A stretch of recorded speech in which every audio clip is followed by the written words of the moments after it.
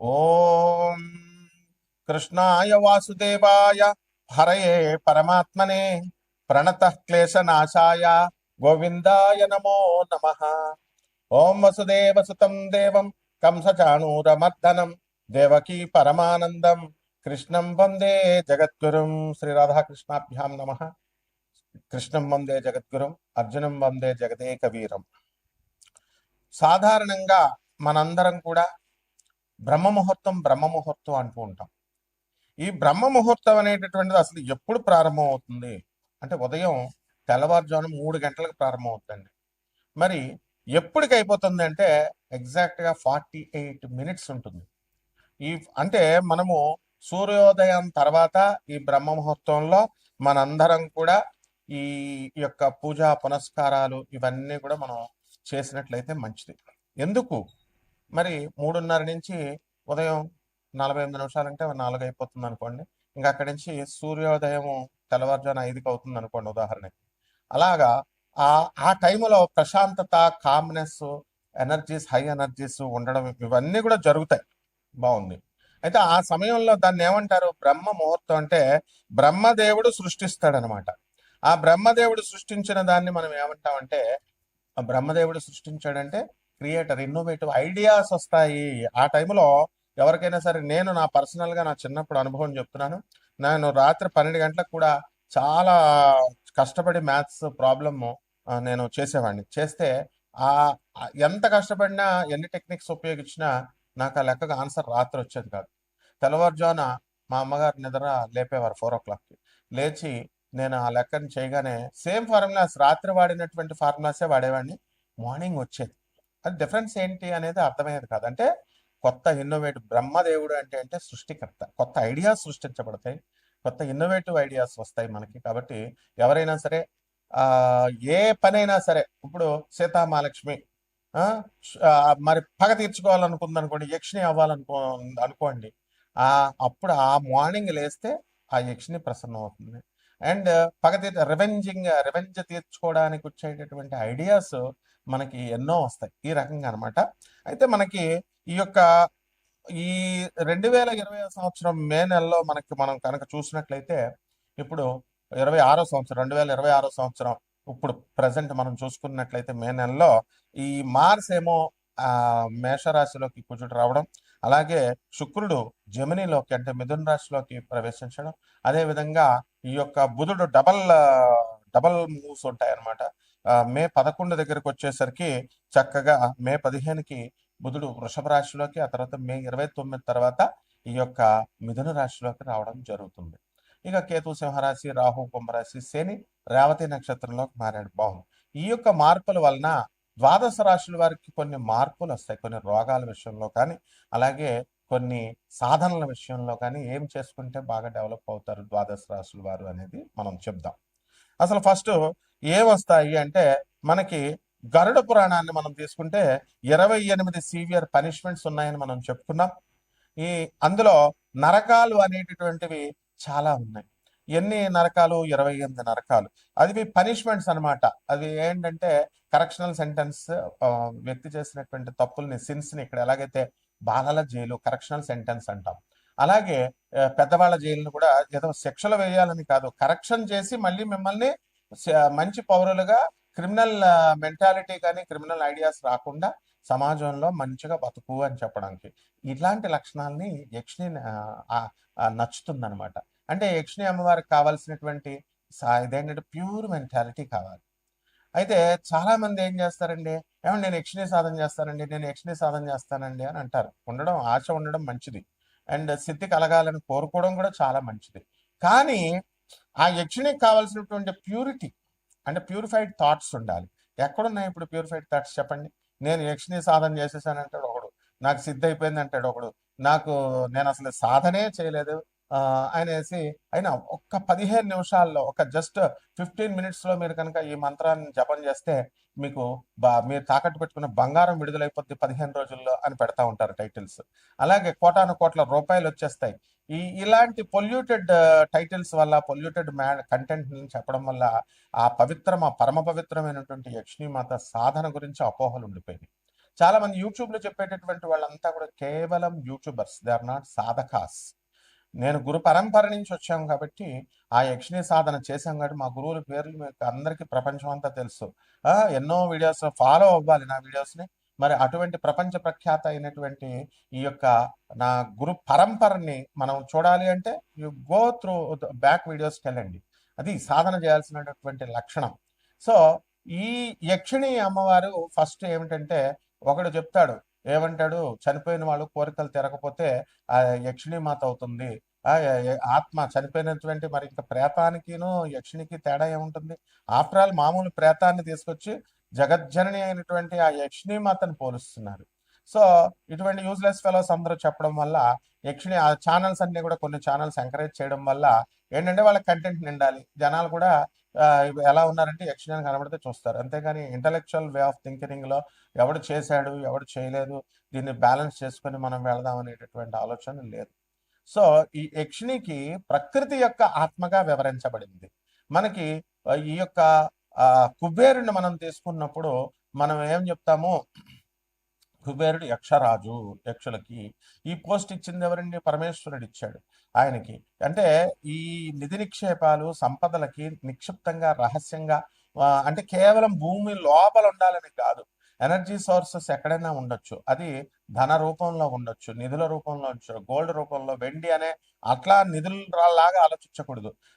అంటే కరెన్సీకి కావలసినటువంటి క్రియాశక్తి, ఆ డబ్బుల్ని జనరేట్ చేసేటటువంటి ఆ శక్తిని, ఆ నైపుణ్యాన్ని ఈ యక్షిణి మాత కంట్రోల్లో ఉంటుంది. ఎప్పుడైతే అలాగే ఫెసిలిటేషన్ ఉంటుంది, అంటే ఇప్పుడు మనము ఒకళ్ళని అప్పడితే వారి దగ్గర డబ్బు లేకపోవచ్చు, డబ్బు లేకపోయినా సరే, డబ్బు లేకపోయినా అవతల వాడు ఇంకొకటి దగ్గర చూపించడం, ఇంకో బ్యాంకు చూపించడం, ఇలా ఏదో రకంగా ఆ లింక్ని తీసుకొచ్చి సక్సెస్ చేసేటటువంటి శక్తిని యక్షిణీ శక్తి అంటారనమాట. దీనికి ఈ యొక్క మోక్షాన్ని కూడా ఇప్పించగలిగేటటువంటి శక్తి యక్షిణి మాతకు ఉంది.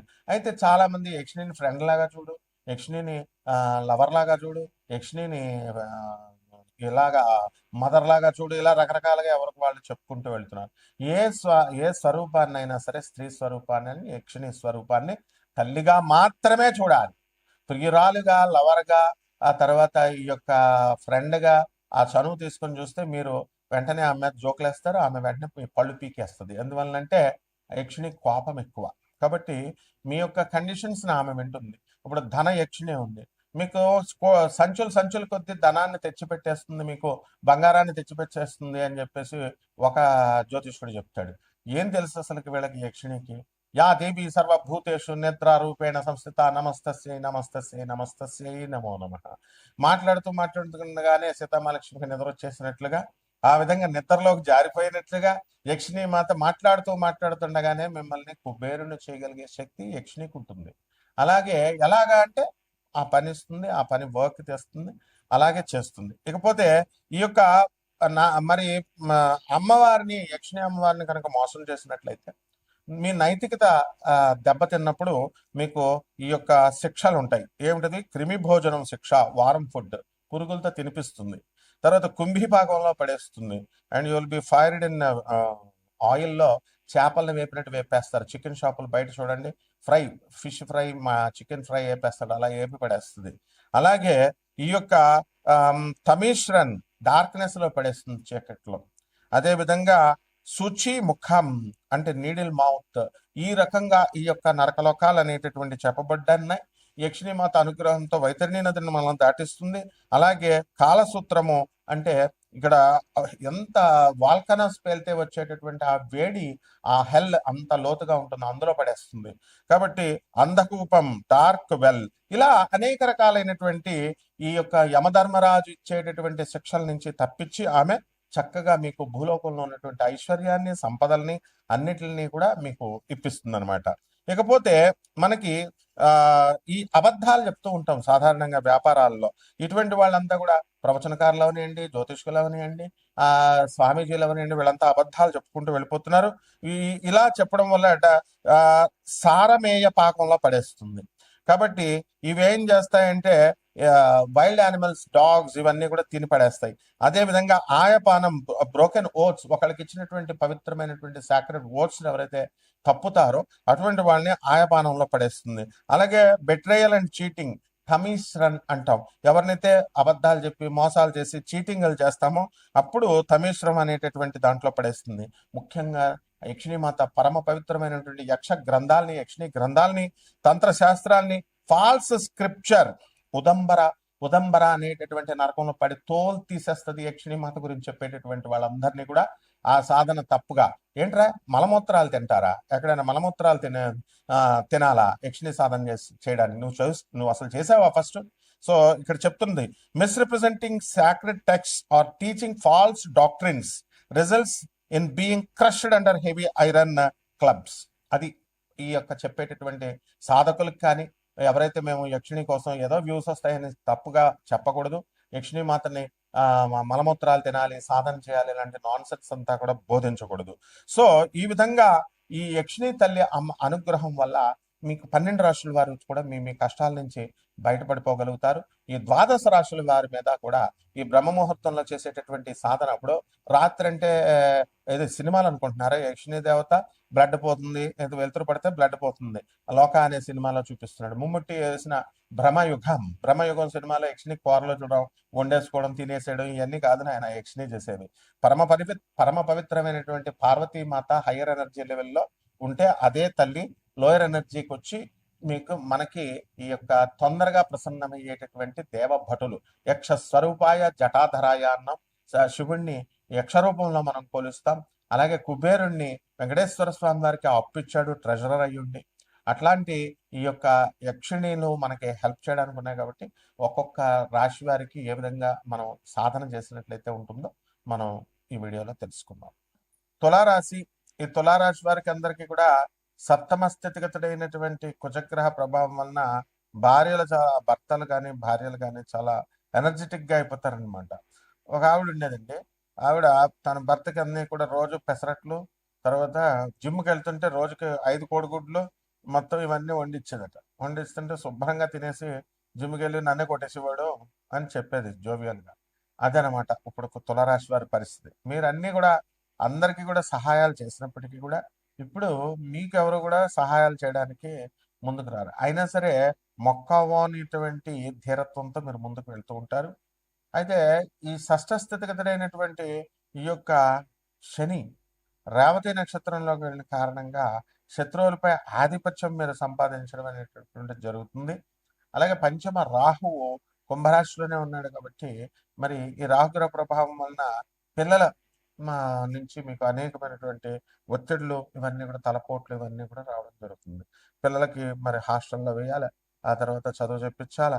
ఇట్లా హాస్టల్లో వేస్తేనేమో వార్డెన్ బకెట్ని దాచేసి ఎరగొట్టేసి వార్డెన్ సోప్ తీసుకెళ్ళి పడేసి ఇలాంటి కంప్లైంట్స్తో మళ్ళీ మీరు గుంటూరు వెళ్ళడం, ప్రిన్సిపల్ పిలిచిందని అవి చెప్పడం, ఇలా జరుగుతూ ఉంటుంది అనమాట. అంటే అనవసరమైనటువంటి వృధా ఖర్చు అనేటటువంటిది ఎక్కువగా ఉంటుంది. కాబట్టి ఆదాయాలు బ్రహ్మాండంగా పెరుగుతాయి, ఖర్చులు అధికంగా ఉంటాయి. బంధువులందరూ కూడా విలాసవంతంగా చక్కగా అన్ని ఊర్లు వెళ్తారు.